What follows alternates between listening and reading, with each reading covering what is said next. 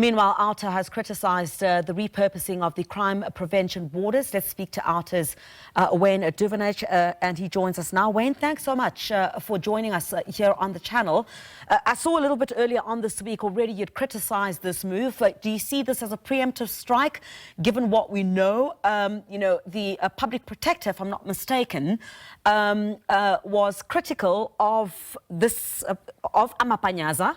And I see that in your statement, or what you've previously said, you said that it appears that they were illegally constituted to begin with.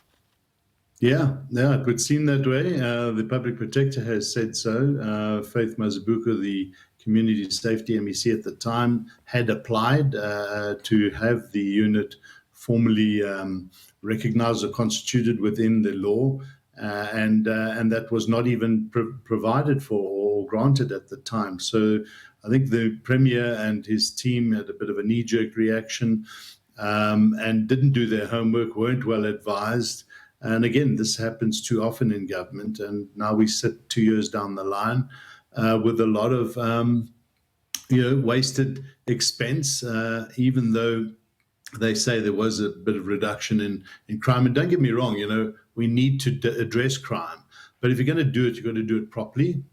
Because what happens now is you've got a number of arrests that have been made, some people being beaten up, and there's going to be claims against the province. If that's the case, this becomes another cost for civil society to pick up because we pay the taxes.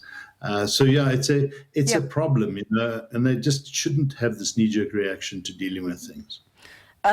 Just looking at what the public protector had said, obviously in that recommendation for the reclassification of the warders, the public protector's investigation finding that the Gauteng Premier had no legal basis to recruit, train or deploy the warders for police duties. What would a reclassification look like? What would these warders then need to undergo for them to be legally considered to do enforcement or police duties?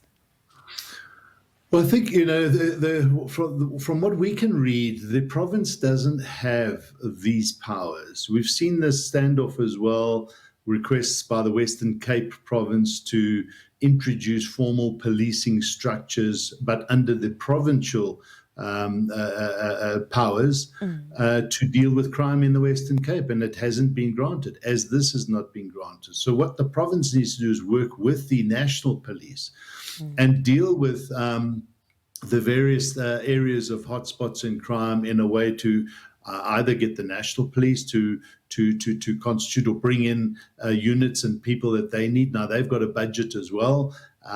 So this is a national policing issue that the province needs to collaborate with the police to deal and tackle crime in the area. We also heard that this was about job creation. Well, you've got to decide, what are you doing here? Because if you want to create jobs, then you can create jobs. But you're not an employment agency. You've got to have reasons to employ people. So but you've got to do it properly, and they didn't do so. All right, Wayne, thank you very much indeed. We'll see how all of this does unfold, what this reclassification means, what shape or form it will take. Thank you very much indeed for joining us here on the program.